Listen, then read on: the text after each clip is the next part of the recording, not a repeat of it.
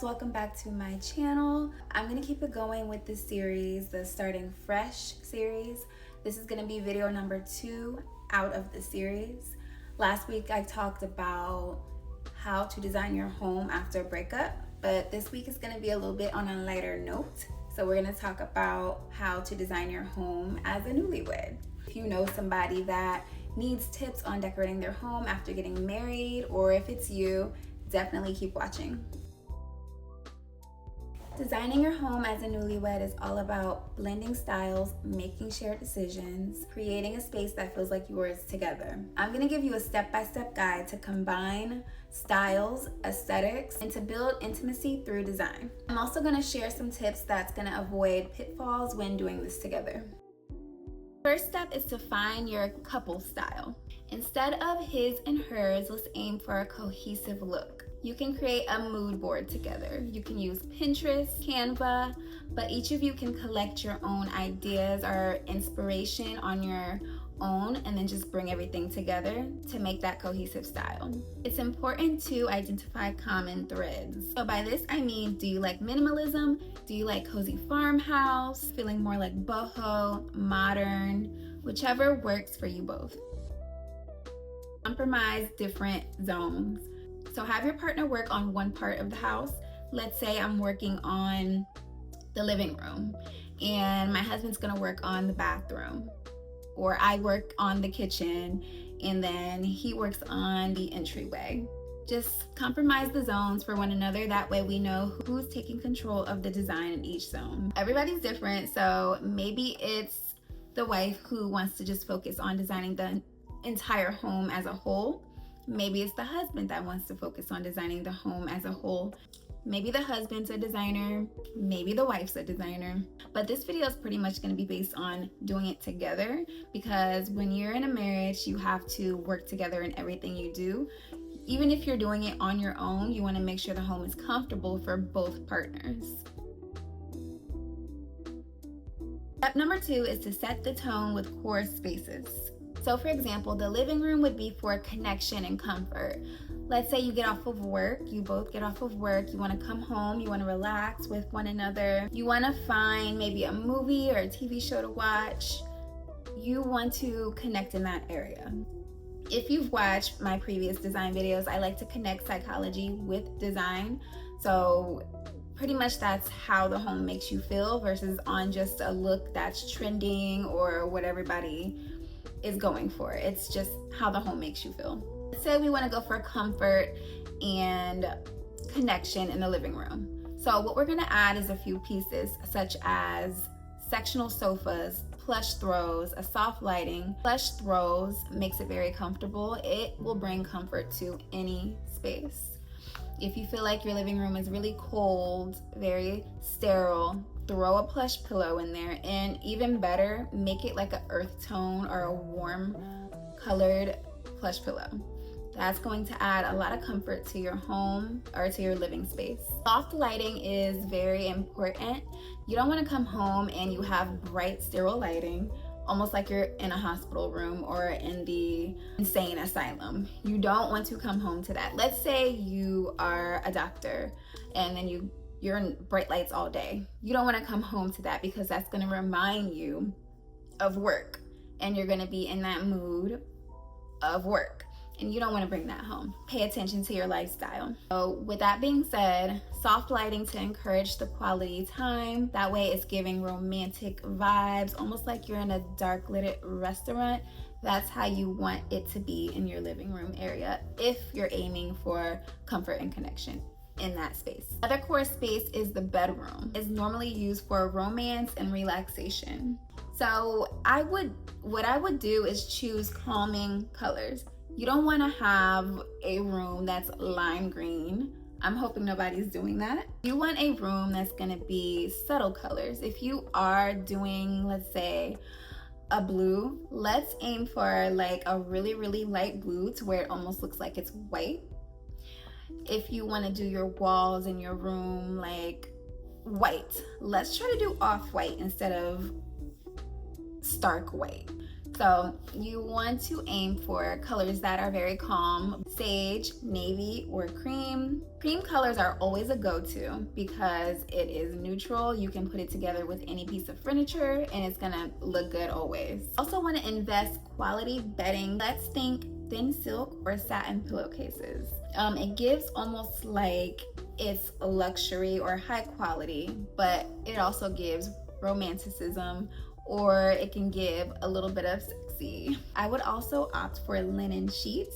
That's another good look. Add some dimmable lighting. That way you can adjust the mood in the room. So let's say you want to do a little bit of sexy time. If you want to do that, you want to dim the lights. You want to be able to change that mood, because sometimes your room is for, let's say you have a desk in your room. Sometimes your room is for getting stuff done. And if that is the case, then you want to go ahead and dim that light up to, let's say you have a study desk in your room. You want to dim the light back up so you can study. So you need lighting that's going to be dimmable or multifunctional. That way you can get the task done that needs to be done. I do want to note that even though the lighting is dimmable, you want it to be a soft color. Do not want a stark light anywhere in your home. I would say don't put it anywhere in your home. You can put it like in your garage or something of that sort, but I even opt against that. So to each his own. Now that we got those 2 steps completed, now we're on to step number 3.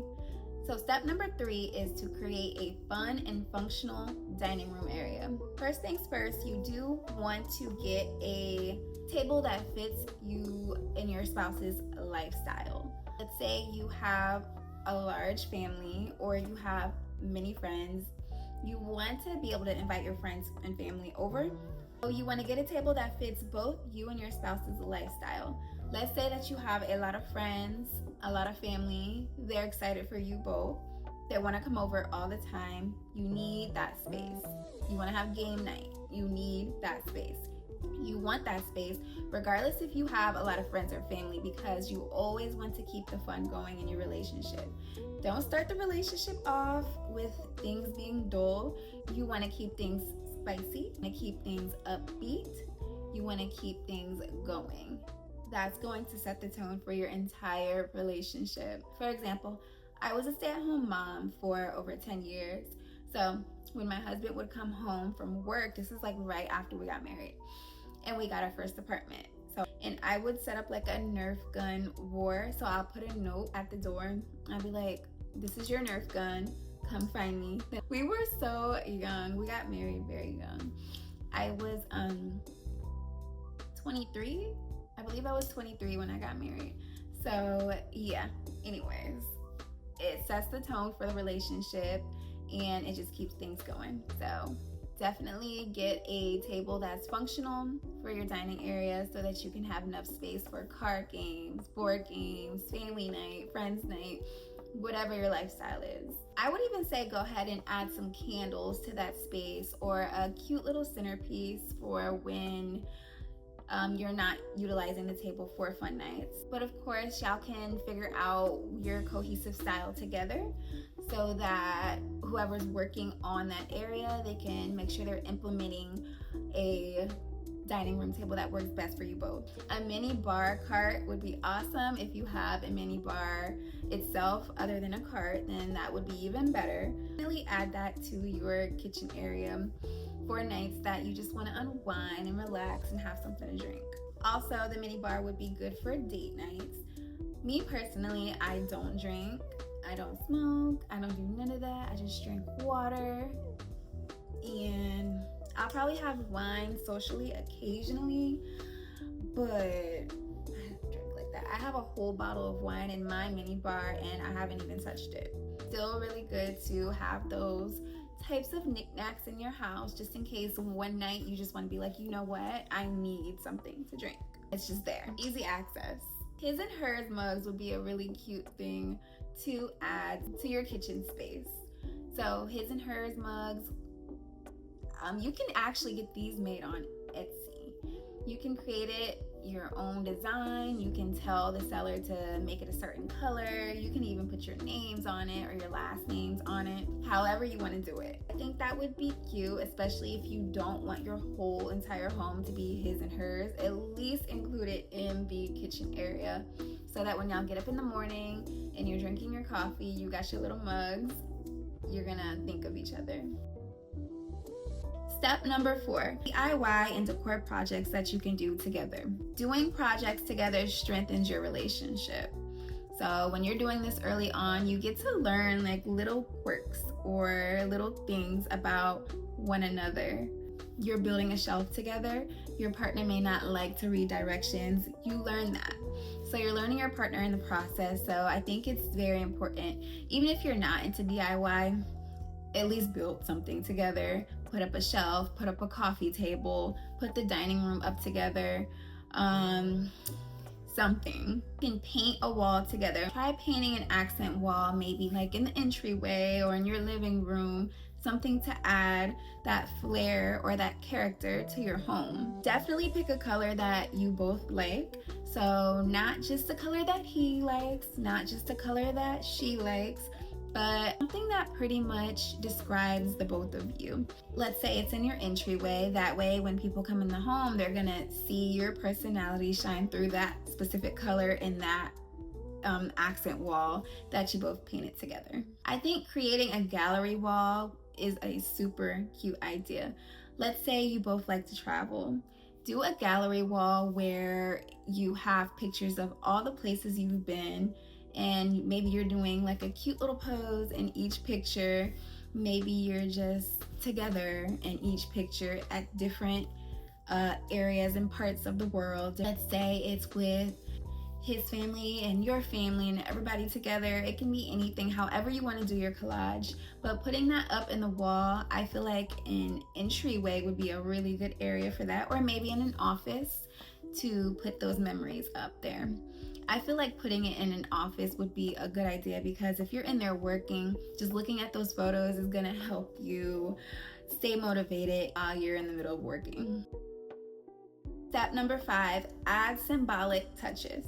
Let's say something like a scented candle or a diffuser or a scent that reminds you of something that you both experienced together. Adding a signature scent to your home may be something that's really subtle that a lot of people may not realize, but it can trigger your mood 100%. Think about when you're cooking your grandmother's favorite recipe.